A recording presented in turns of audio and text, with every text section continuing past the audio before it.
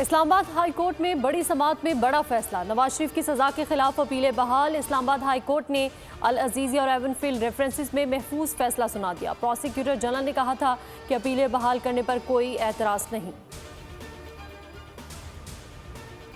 24 گھنٹوں میں اسرائیل کے 43 حملے، مزید 481 فلسطینی شہید۔ اسرائیل کی شمالی غزہ پٹی میں زمینی پیش قدمی، کئی مقامات پر حملے۔ غزہ میں انڈونیشیا ہسپتال میں پر اسرائیل کا میزائل حملہ۔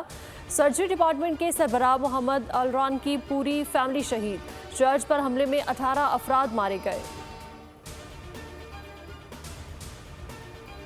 پشاور سے پارا چنار جانے والی مسافر گاڑیوں پر فائرنگ، 4 افراد جاں بحق، 6 زخمی ہو گئے۔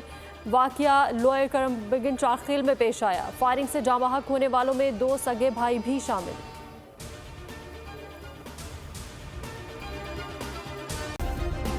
سبسکرائب کریں اور بیل دبائیں تاکہ کوئی خبر رہ نہ جائے۔